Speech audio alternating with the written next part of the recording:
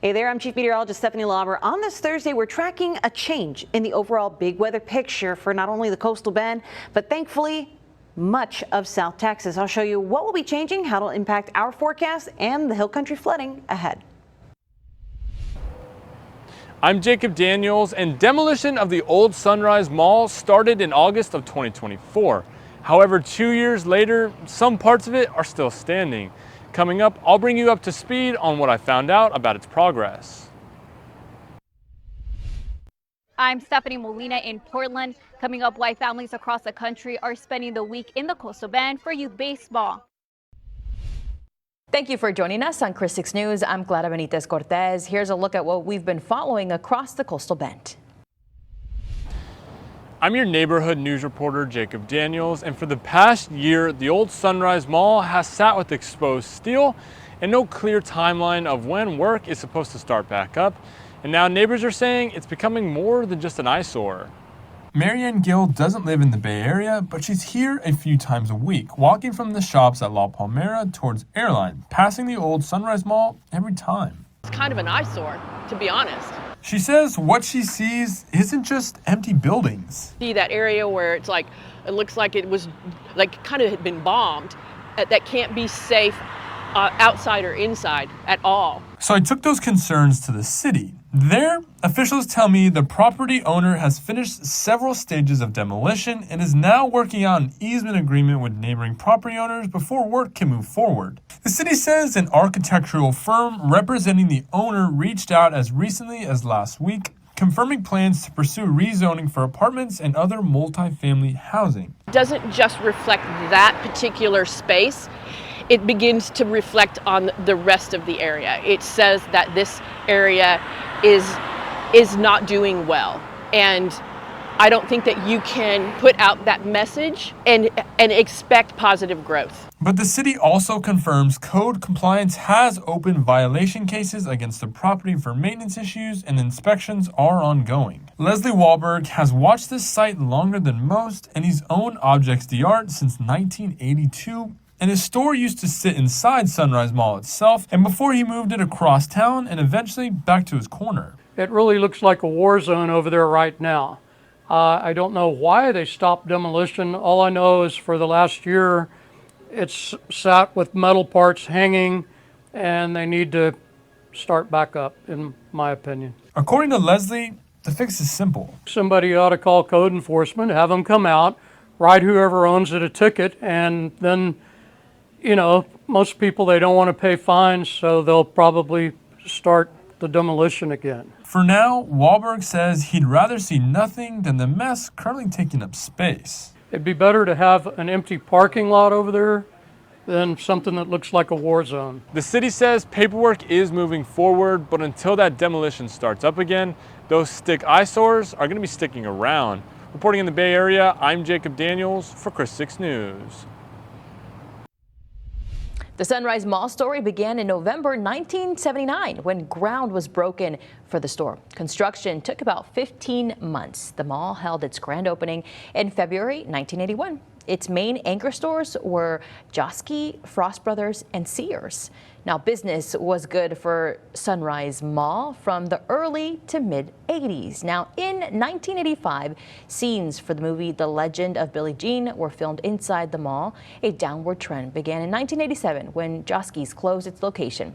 Then Frost Brothers moved out in 1988. Now, more closures followed: Montgomery Ward in 2000, then Mervyn's in 2006, and in 2008, Sunrise Mall's electricity was cut off after they failed to pay their electricity bill. Now, the mall filed for bankruptcy later that year and was foreclosed. It was sold at auction, but then was sold again in November 2018. More tenants were told to move out that same month. Sears closed its doors in December 2019, and Sunrise Mall officially closed its doors in August 2019. I'm Stephanie Molina in Portland, where families across the country had traveled for a week of youth baseball. I spoke with some of them about their experience in the Coastal Bend while competing. How does it feel coming out here to Portland to play? It's pretty nice. The fields are nice. I like the environment. Pretty good. Not really that hot here. Feel good.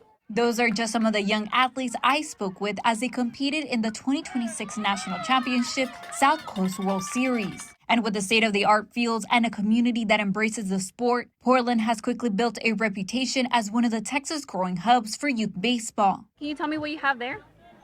The TPT chain. If they hit a home run, they get this chain.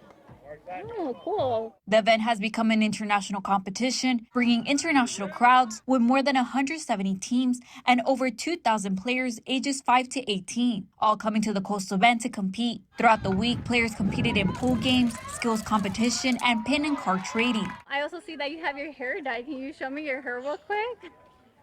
Whoa, what made you want to dye it? Because I want to look like the football players. For many parents, getting here takes time, travel, and commitment. But they say seeing their kids take the field makes it all worth it. This is what we look forward to all year long. So it feels great to be here. It's a beautiful town here in Portland. They enjoy the water. They enjoy just being here and bonding with each other. And some of them go all out. We all have different types of shirts. We got different earrings. We have different hats that we wear just to support the kids. You know, we do pins as well. It just hypes them up, you know, seeing their face on our shirt, screaming, yelling. And while youth baseball tournaments might be a familiar sight in the Coastal Bend, for many of the kids who compete, a trip to Portland becomes a memory that lasts long after the final out. Oh, I got MVP. Oh, hey, that's fine. Yeah. If you want to support these kiddos, the event will be going throughout the week into Sunday, where they will have bracket games and their championship. In Portland, I'm Stephanie Molina for 6 News. Hey there, happy Thursday. I'm Chief Meteorologist Stephanie Lauber. It's been a rough one for our friends out in South Central and now western parts of Texas. Here you can see a slew of flood alerts going out that way. In red, the more dire alerts, flash flood warnings for a good chunk of the hill country. This is shaping up to be worse than what we saw with the floods last July and more expansive across parts of the hill country. Bittersweet, we are going to benefit from some of that flooding, perhaps not as much as we might expect considering all the water that's fallen out that way, but we'll talk more in detail about that ahead. But it is Thursday, so let's get a check on how that drought monitor has updated today. Again, probably not as you expect. This was last week's update, and as we look at today's, wait for it to change, there really isn't a whole lot of change. There we go. We've shaved off a little bit of what's gone on in the northern extent of the watershed. The reason? This only tabulates to the beginning of the week. It doesn't take into account all of the flooding we've seen in the hill country, but I'll show you how our reservoirs are doing and how we expect them to do ahead. I'm Jordan Benavidez here at Texas A&M Kingsville, where a new program is emphasizing rural healthcare in South Texas. The university has unveiled its new College of Nursing and Health Professions. The college will feature an RN to BSN program with applications opening for this upcoming fall. The university says it's an opportunity to open more doors for students interested in the field. Many of them are tied to family. They don't want to go too far away to go to school, can't afford to go too far away to go to school. The director of this new college, Dr. Denise Neal, believes their program has the potential to make an impact on rural healthcare here in South Texas. What it'll do is it'll create more nurses that understand the culture of this community, and that means people will trust them with their healthcare needs. And that is the ultimate thing that makes a difference. As a native to the South Texas area, University President Dr. Robert Vela Jr. understands the significance of the program. There has been such a need for our community and such a longing for quality health care. Dr. Vela says he understands the uncertainty in rural towns when it comes to health care, and he hopes to change that. I want to get to a point to say, no, you're not going to compromise health care. The new College of Nursing and Health Professions opens this fall. Reporting from Kingsville, I'm Jordan Benavidez, Chris 6 News. How we select our council members and how long they serve could be changing. On Tuesday, the City Council is scheduled to discuss an ordinance to place city charter amendments on the November ballot. Some of those amendments include increasing City Council terms for 2 to 4 years. Other proposed changes are staggering council members and increasing the salary for the mayor and council members. Another proposed change is increasing the number of registered voters required to initiate a removal process and increasing the required vote for removal of city council members. Councilmember Carolyn Vaughn, Kaylin Paxson, and Gil Hernandez asked that this discussion be placed on the agenda for the next week's meeting. Watching Chris 6, a part of the Scripps News Group. Kingsville Kite Day is happening right now at Dick Clayburgh Park. The event runs until 11 tonight. Families can enjoy vendors, music, and crafts. Guest kiters from across South and Central Texas are showing off their skills. That includes the San Antonio Kite Club and the Coastal Bend Flying Circus. The Corpus Christi City Council held a second water workshop today. The city is currently working on next year's budget, but this is the first time that a workshop specifically focused on water and wastewater. These workshops give council members an opportunity to ask city staff questions about what they plan to present in the budget process. In this case, we went over the water rates, for the second time. There is a minimal increase that they're going to be proposing, or that they are proposing, and this is important because it's a lesser increase than last year. But again, this is all for consideration. Many of you have been wondering how the heavy rain that's been going on in Central Texas and the Hill Country will affect Choke Canyon reservoirs and Lake Corpus Christi. At today's water workshop, city staff who asked to prepare a report for the July 28th council meeting. That report is to find out if all this recent rain will bring our combined lake levels to 30% of combined capacity and to get us out of stage 3 water restrictions. If you have outstanding citations but cannot make it to court during the week, you have another option this weekend. The Corpus Christi Municipal Court is partnering with the public library to host a walk-in community court. It happens from Saturday to 9 in the morning until 1 in the afternoon at the Janet F. Hart Library on Waldron Road. Now, you can speak directly to a judge about warrants, payment plans, or taking a driving safety course. The city plans to hold these weekend courts once a month. A judge canceled a status conference in Camp Mystic's lawsuit after the case was moved to federal court. The lawsuits involved families of girls who died in last July's flooding along the Guadalupe River. Attorneys for the camp owners moved the cases to federal court late Monday. They argued the lawsuits are tied to the camp's recent bankruptcy filings. Attorneys for the family say the camp owners are trying to avoid a public trial. They plan to fight the move and bring the case back to state court.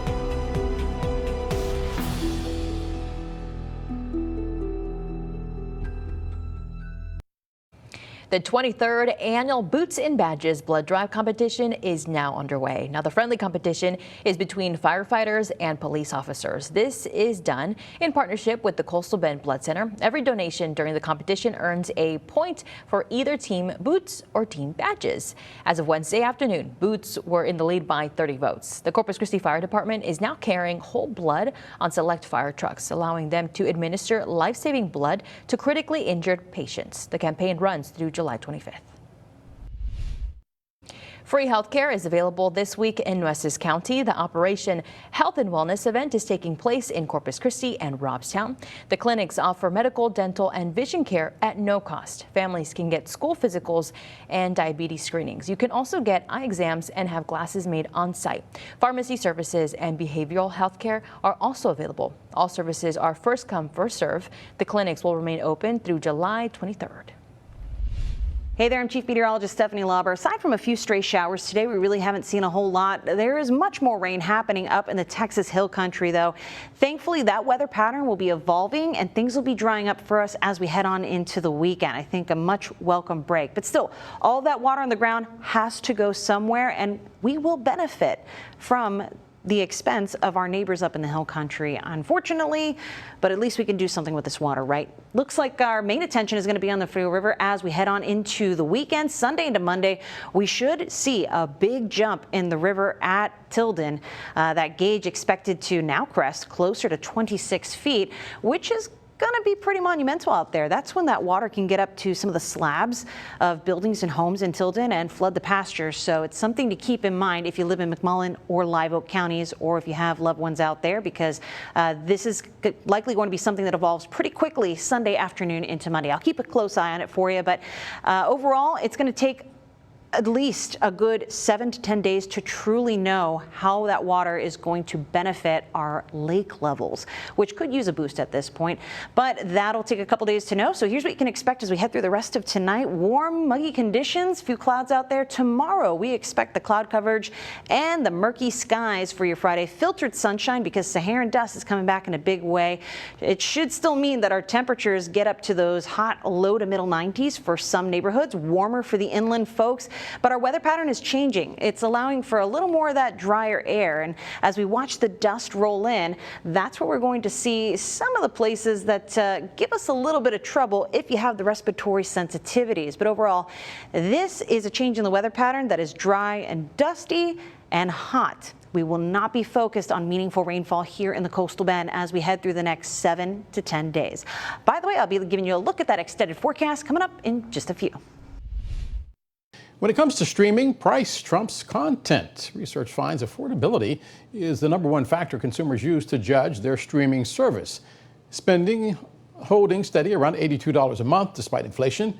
Those free platforms like Tubi, Pluto TV, and the Roku channel receiving some of the highest value ratings from viewers. Researchers say consumers are becoming more picky as subscription costs rise. Lots of you are going into debt to cover everyday essentials. Forget about the big ticket stuff. New studies showing that rising costs and years of wage stagnation are pushing many of you to borrow, seeking money for housing, groceries, healthcare, and transportation. The report says growing debt is leaving a lot of families financially strapped. Researchers say those debt resolution companies could actually help.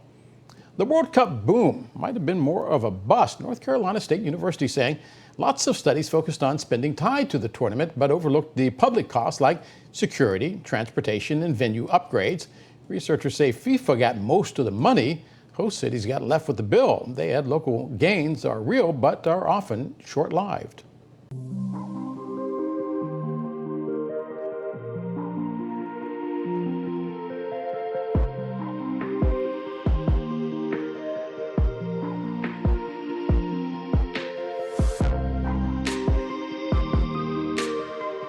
ISD students head back to class on Tuesday, August 11th. Several schools will have new bell schedules. The district is making the change to deal with a critical bus driver shortage.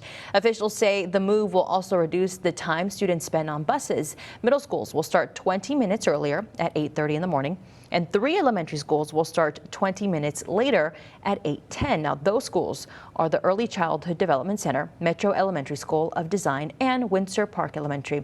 All other elementary and high schools will keep their current schedules. All right, we're tracking Saharan dust moving through the Western Gulf, and at times these will be denser batches of that dust. Namely, heading into tomorrow, I think we're going to have some pretty murky skies because of the Saharan dust. It won't linger too long. That'll start to lighten up a little bit. But again, on Saturday, we will be watching for another dense batch moving into our more coastal neighborhoods. It's not an exact location. It's dust. It's moving in the wind. So either way, what you need to know is if you have respiratory sensitivities when we have the Saharan dust, you're probably going to want to limit your time outdoors. And that's if the heat doesn't do it for you anyways, because temperatures are on the rise this weekend. Now thinking we'll reach those middle 90s throughout the weekend and upper 90s as we head on into next week. We are talking about some seriously hot weather because as we head into temperatures of about 96 for the high on Wednesday, possibly 97 by next Thursday, that is going to be full on sunshine, and it's probably going to be tough during those afternoon hours. We'll keep an eye on it for you over the next couple of days. And that's all the time we have for now. Thank you so much for watching KRIS 6 News. Have a great one.